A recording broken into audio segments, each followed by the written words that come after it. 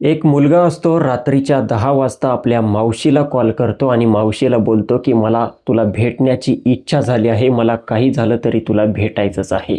त्याची मावशी देखील बोलते की ठीक आहे, माझ्या घरचे सर्वजण झोपलेले आहे, तू येऊ शकतो. आणि त्यानंतर हा मुलगा रात्रीच्या वेळी आपल्या दब्या पावलांनी 11 वाजेपर्यंत त्या मावशीच्या घरी जाऊन पोहोचतो आणि नंतर आपल्या मावशीला भेटतो आणि त्यानंतर सर्व मर्यादा मानमर्यादा जे काही असतात, रिश्ते नाते पवित्र नाते सर्व खराब करू लागतो. आणि त्यानंतर असं काहीतरी घडतं जे आज रोजी सोशल मीडियावरती व्हायरल झाले आहे. अखेर पुढे यांच्या दोघांसोबत नक्की काय घडले होते, काय आहे संपूर्ण प्रकरण, पूर्ण घटना सांगेल, बस व्हिडिओ शेवटपर्यंत बघा. नमस्कार, स्वप्नील क्राईम टॉक्समध्ये आपले स्वागत आहे. आजच्या आपल्या सत्य घटनेची सुरुवात होते उत्तर प्रदेशमध्ये कौशंबी नावाचा एक जिल्हा आहे आणि कौशंबी जिल्ह्यामध्ये मंझनपूर नावाचं एक पोलीस स्टेशन आहे आणि मंझनपूर पोलीस स्टेशन अंतर्गत महुआ खारा नावाचं एक गाव आहे आणि याच महुआ खारा गावामध्ये राहणारे राकेश कुमार यांच्या पत्नीचं नाव सुशीला देवी. राकेश कुमार यांना 2 मुलं आणि 2 मुली असतात. राकेश कुमार यांच्या सर्वात मोठ्या मुलीचं लग्न शेजारच्याच एका गावात झालेलं असतं. एका मुलाचे नाव सचिन, दुसऱ्या मुलाचे नाव दुर्गेश आणि जी सर्वात लहान मुलगी असते तिचं नाव असतं प्रियंका ही आजच्या डेटला 18 वर्षांची आहे. मात्र ही गोष्ट 2022 पासून सुरू होती. त्यावेळी ही प्रियंका फक्त 14 वर्षांची होती. मुलं शाळेमध्ये शिक्षण घेत असतात. त्यांना कधी उन्हाळ्याच्या सुट्ट्या लागल्या, कधी दिवाळीच्या सुट्ट्या लागल्या तर असंच फिरण्यासाठी जात येत असतात. तर ही प्रियंका देखील आपल्या मोठ्या बहिणीच्या घरी जात येत असायची. तर 2022 मध्ये ही प्रियंका अशीच आपल्या बहिणीच्या घरी गेली होती. तिची जी मोठी बहीण होती, तिच्या मोठ्या बहिणीच्या दिराचा एक मुलगा होता ज्याचं नाव होतं शिवप्रसाद त्यावेळी 16 वर्षांचा होता. आजच्या डेटला शिवप्रसादचे वय 20 वर्ष आहे. आता हा जो शिवप्रसाद होता हा बघतो आपली जी सख्खी चुलती आहे, या सख्ख्या चुलतीची सख्खी बहीण आपल्या घरी आली आहे. मात्र शिवप्रसादचे वय त्यावेळी 16 आणि त्याच्या चुलतीच्या बहिणीचे वय त्यावेळी 14 होते. म्हणजे साधारण यांचं वय एक समान होतं. आता शिवप्रसाद जसं या मुलीला बघतो, आपली एक प्रकारे त्याची मावशीच लागत होती, तर तो प्रियंकाला मावशी म्हणून हाक मारत असायचा आणि आपल्या मावशीसोबत अगदी आनंदाने प्रेमाने बोलत होता. मात्र पुढे चालून या प्रियंकामध्ये आणि शिवप्रसादमध्ये इतकं बोलणं चालणं वाढू लागलं. दोघे सोबत इकडे तिकडे जाऊ लागले तर दोघांमध्ये थोडीशी जवळीक वाढत गेली. आता हा जो शिवप्रसाद होता प्रियंकाला मावशीच म्हणून हाक मारायचा, तर प्रियंकासाठी कधी दुकानमध्ये गेला तर तिच्यासाठी कॅडबरी वगैरे अशा गोष्टी आणून देत असायचा आणि ही गोष्ट या प्रियंकाला खूप आवडत होती. आता पुढे चालून ही प्रियंका या शिवप्रसाद शिवाय राहू शकत नव्हती. तिला 1 तास शिवप्रसाद तिच्या डोळ्यासमोरून बाजूला दिसला तर ती लगेच घरामध्ये कोणाला विचारायची की शिवप्रसाद कुठे गेला. अशा प्रकारे शिवप्रसाद आणि प्रियंका यांचं हे नातं अतूट बनत गेलं होतं.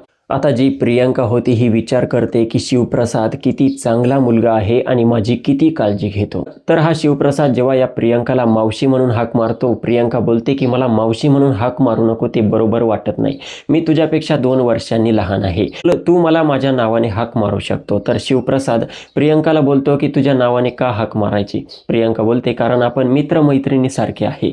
आणि अशा प्रकारे बोलता बोलता शिवप्रसाद या प्रियंकाला बोलतो की खरं सांगायचं झालं तर मला तू खूप आवडते आणि मी तुझ्यावरती प्रेम करत आहे. आता ही प्रियंका बोलते की अरे तू काय बोलत आहे, आपलं नातं काय, मी तुझी नात्याने मावशी लागते आणि ही गोष्ट जर घरच्यांना समजली तर घरचे काय बोलतील. तर शिवप्रसाद बोलतो की घरच्यांना जेव्हा समजेल तेव्हा समजेल, मात्र मी आता तरी तुझ्यावरती प्रेम करतो, तू माझ्यावरती प्रेम करते का. जी प्रियंका असते हिच्या देखील मनामध्ये ती गोष्ट असते आणि ही प्रियंका देखील बालवयामध्ये या शिवप्रसादवरती आपले नातेसंबंध सर्व विसरून प्रेम करू लागते. आणि कमी वयातच शिवप्रसाद 16 आणि ही प्रियंका 14, एवढ्या कमी वयामध्ये यांच्यामध्ये त्या सर्व गोष्टी होऊ लागतात ज्या नाही झाल्या पाहिजे. एकतर यांचं नातं देखील अतिशय पवित्र होतं आणि त्यामध्ये हे अशी घाण करू लागले होते. चुकीच्या वेळी चुकीच्या व्यक्तीवरती अशा पद्धतीने यांचं प्रेम झालं होतं आणि हे प्रेम आता लवकर संपणारं नव्हतं, तुटणारं नव्हतं. आता सुट्टीमध्ये प्रियंका आणि शिवप्रसाद दोघांमध्ये संबंध बनले होते. दोघांचे वेगळेच हे प्रेम संबंध सुरू झाले होते. सुट्ट्या संपल्यानंतर प्रियंका पुन्हा आपल्या घरी जाते, पुन्हा आपल्या स्कूलमध्ये ॲडमिशन करते, तिथे जाऊ लागते. मात्र आता तिला शिवप्रसाद सोबत बोलल्याशिवाय राहवत नाही. तर ही प्रियंकाने अगोदर शिवप्रसादचा कॉन्टॅक्ट नंबर वगैरे घेतलेला असतो. आपल्या आईचा मोबाईल घेते, आपल्या आईच्या मोबाईलवरून शिवप्रसादला कॉल करते. शिवप्रसाद देखील या प्रियंकासोबत अगदी प्रेमाने बोलू लागतो. आता लपून छपून या दोघांमध्ये तासनतास बोलणं होऊ लागतं. मात्र अजूनपर्यंत घरच्यांना कोणालाही काही माहीत नव्हतं की आपली प्रियंका आपल्याच मोठ्या मुलीच्या दिराच्या मुलासोबत या प्रेम संबंधात पडली आहे. पुढे चालून कॉलवरती बोलता बोलता या शिवप्रसादला वाटायचे की मी प्रियंकाला भेटलं पाहिजे. तो प्रियंकाला बोलायचा की मला तुला भेटण्याची इच्छा झाली आहे. प्रियंका बोलते की आपण नातेवाईक आहे, तू माझ्या घरी येऊ शकतो. तर कधी सुट्ट्या लागल्या तर हा जो शिवप्रसाद होता त्याच्या सख्या चुलतीचं माहेर होतं, तर तो या प्रियंकाच्या घरी येत असायचा आणि प्रियंका आणि त्याच्यामध्ये या गोष्टी होत असायच्या. मात्र सुरुवातीला या प्रियंकाच्या घरच्यांना कोणाला काही डाऊट येत नव्हता, कारण एक नातेवाईक होता, यांचं नातं देखील वेगळं होतं. मावशी आणि ते लेकाचं नातं होतं, तर कोणी संशय घेण्याचा विषय नव्हता.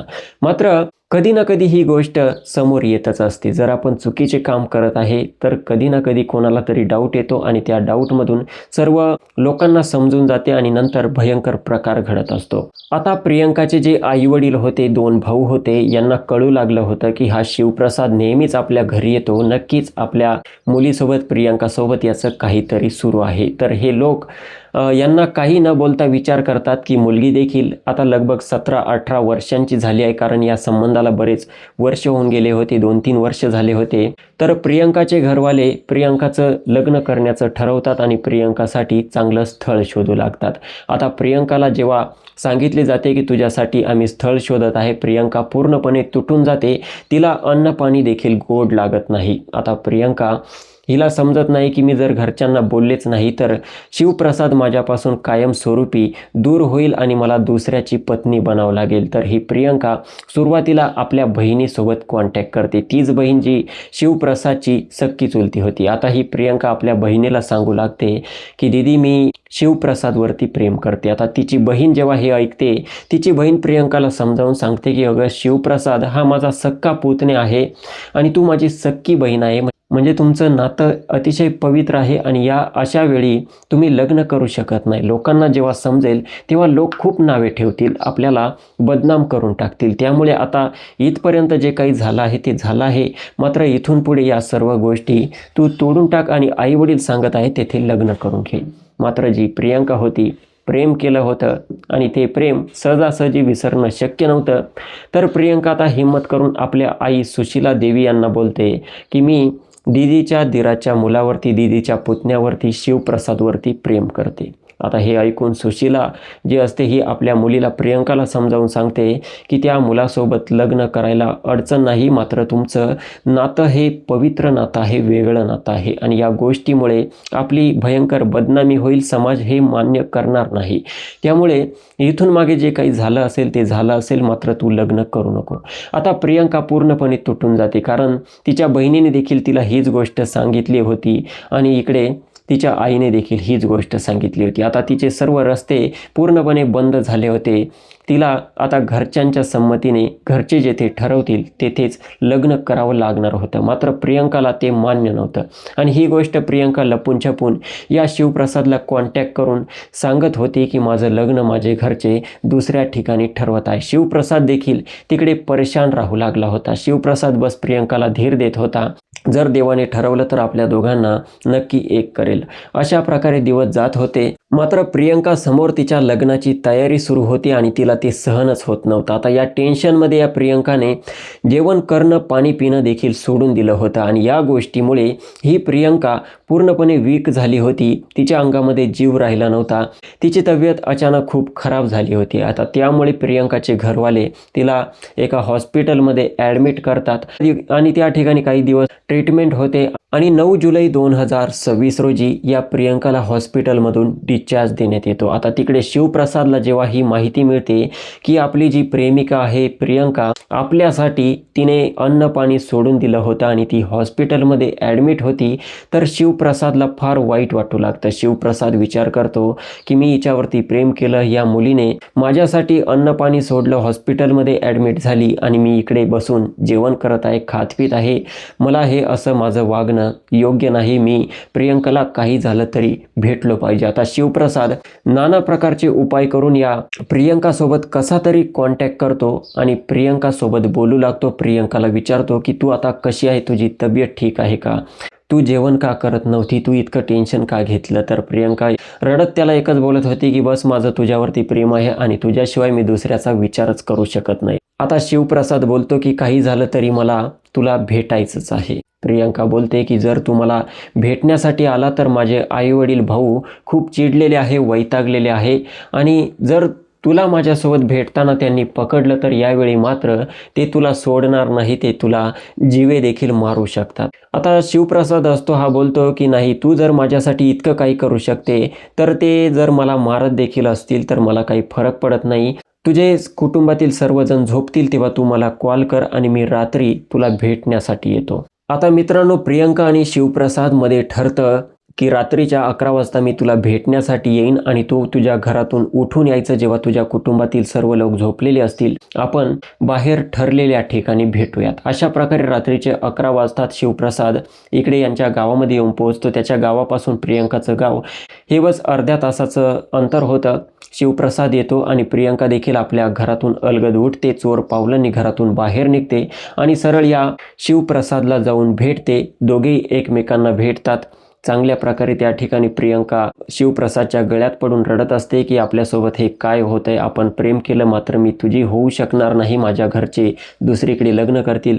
त्यांचं त्या ठिकाणी प्रेम होतं, रडणं होतं, सर्व गोष्टी त्यांच्या त्या ठिकाणी सुरू असतात. शेवटी ही प्रियंका या शिवप्रसादच्या मांडीवरती डोकं ठेवून त्या ठिकाणी पडते आणि दोघांमध्ये बोलणं सुरू असतं. मात्र इकडे प्रियंकाचे जे घरवाले होते, तिचे वडील होते राकेश कुमार, आई सुशीला देवी, भाऊ होता दुर्गेश आणि तो दुसरा भाऊ होता. हे चौघांनाही जाग येते. हे बघतात की आपली मुलगी प्रियंका घरात नाहीच आहे, ती कुठे गेली माहीत नाही. आता अगोदरपासून त्यांना माहीत होतं प्रियंकाचं शिवप्रसादवरती प्रेम आहे, कदाचित आपली मुलगी पळून तर गेली नाही ना, म्हणून घरामध्ये सर्व शोधाशोध सुरू होते. तर प्रियंकाचे जे 2 भाऊ होते दुर्गेश आणि सचिन त्याच ठिकाणी जाऊन पोहोचतात ज्या ठिकाणी त्यांची बहीण प्रियंका त्या शिवप्रसादच्या मांडीवरती डोकं ठेवून पडलेली होती. आता एवढं सर्व बघितल्यानंतर एक जण शिवप्रसादची कॉलर पकडतो आणि दुसरा जण त्याच्या बहिणीची प्रियंकाला पकडतो आणि दोघांनाही फरफटत घरापर्यंत घेऊन येतात आणि त्यानंतर त्यांचे आईवडील देखील येतात. सुशीला आणि राकेश कुमार यांना या शिवप्रसादचा इतका राग येतो की हे त्या ठिकाणी थांबत नाही. आता त्या ठिकाणी दांडे घेण्यात येतात, दगडं घेण्यात येतात आणि या शिवप्रसादवरती ते भयंकर प्रमाणात तुटून पडतात. त्यांचा जो काही राग असतो, हा शिवप्रसाद वारंवार आमच्या मुलीकडे येतोय आणि तिच्यासोबत असे संबंध वगैरे बनवतो, ही गोष्ट प्रियंकाच्या घरच्यांना सहनच होत नव्हती. आता या शिवप्रसादवरती अनगिनत वार होऊ लागतात, प्रचंड त्याच्यावरती दांडे पडू लागतात, दगड पडू लागतात. शिवप्रसाद बस 20 वर्षांचा होता. हा एकच बोलत होता की मला वाचवा, मला मारू नका. जी त्याची प्रेयसी होती प्रियंका, ही त्याला वाचवण्यासाठी त्याच्या अंगावरती पडत होती. मात्र तिचे प्रियंकाचे घरवाले इतके संतापलेले होते की ते प्रियंकावरती देखील वार करतात.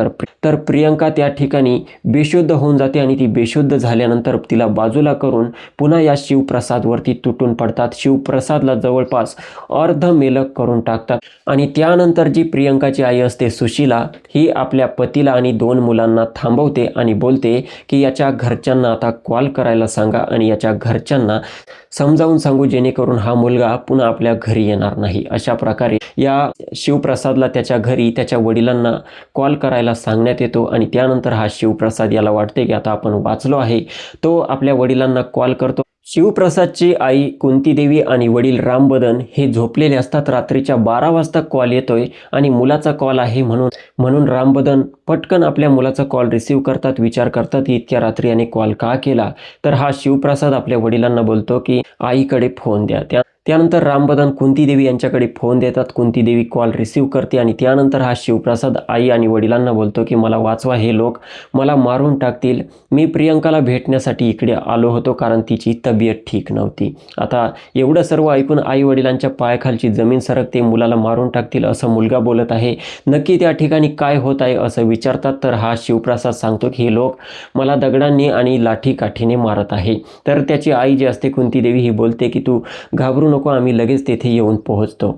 मात्र इकडे जे प्रियंकाचे घरवाले होते हे इतकेच संतापलेले होते की तो मोबाईल देखील हिसकावून बाजूला फेकतात आणि पुन्हा या शिवप्रसादला मारू लागतात. शिवप्रसादवरती तुटून पडतात. तिकडे जी कुंतीदेवी होती, तिचा जो पती होता रामबदन आणि त्यांचा आणखी एक मुलगा होता, हे सर्व फोनवरती ऐकत होते की कसे त्याच्यावरती दांड्यांनी वार होत आहे, दगडांनी वार होत आहे. त्यांचा मुलगा आहे शिवप्रसाद ओरडत आहे. तर हे पटकन आपल्या घरातून बाईक काढतात आणि इकडे राकेश कुमार यांच्या घरी अर्ध्या तासामध्ये येऊन पोहोचतात. तिथे राकेश कुमार आणि ते सर्व मारहाण करण्याची थांबवतात. मात्र त्यांचा जो मुलगा होता शिवप्रसाद हा पूर्णपणे त्या ठिकाणी जणू काही बेशुद्ध झाला होता, थोडंफार बोलत होता. आता एवढं सर्व आपल्या मुलाची हालत बघून जी कुंतीदेवी होती ही राकेश कुमारच्या कुटुंबियांना त्या ठिकाणी शिवीगाळ करू लागते. आता एवढी सर्व शिवीगाळ होत आहे म्हणून राकेश कुमारचं कुटुंबीय, त्याची मुलं, त्याची पत्नी सुशीला हे पुन्हा त्याच्या आईवरती देखील हमला करतात. कुंतीदेवीला देखील त्या ठिकाणी मारहाण सुरू होते आणि नंतर शिवप्रसादवरती देखील हमला होतो. मात्र आता यावेळी त्या ठिकाणी मोठे भांडण झाले होते. कुंतीदेवीने आरडाओरड केली होती. तर आजूबाजूचे लोक देखील घटनास्थळी येतात. त्या ठिकाणी भांडण थांबवण्यात येतं. बघता बघता पोलिसांना संपर्क करण्यात येतो. पोलीस अधीक्षक अमिता सिंग आपल्या टीमसोबत घटनास्थळी दाखल होतात. भांडणे सोडवण्यात येतात. सर्वात अगोदर जो शिवप्रसाद होता याची हालत खूप गंभीर दिसत होती. ॲम्ब्युलन्स बोलावण्यात येतं आणि शिवकुमारला ॲम्ब्युलन्समध्ये टाकण्यात येतं. त्याची जी आई होती तिला देखील ॲम्ब्युलन्समध्ये टाकण्यात येतं आणि जी प्रियंका होती हिच्यावरती देखील अगोदर हमला झाला होता, तिला देखील ॲम्ब्युलन्समध्ये टाकण्यात येतं. मात्र ॲम्ब्युलन्स हॉस्पिटलमध्ये पोहोचेपर्यंत जो शिवप्रसाद होता याने दम तोडला होता, याचा मृत्यू झाला होता. शिवप्रसादची आई कुंतीदेवी आणि त्याची प्रेयसी प्रियंका यांना प्रयागराजच्या SRN हॉस्पिटलमध्ये भरती करण्यात आलं होतं. त्यांची ट्रीटमेंट सुरू झाली होती. मात्र शिवप्रसाद या दुनियेला सोडून गेला होता. आता हे प्रकरण चांगल्या प्रकारे हायलाईट होऊ लागले. संपूर्ण प्रदेशात ही बातमी वाऱ्यासारखी व्हायरल झाली. तर SP असतात सत्यनारायण प्रजापती आपल्या टीमला आदेश देतात की लवकरात लवकर जे आरोपी आहे यांना तातडीने अटक करण्यात आली पाहिजे. कारण राकेश कुमार, त्यांची पत्नी सुशीला आणि दोनही मुले या सर्व प्रकरणानंतर त्या ठिकाणावरून फरार झाले होते.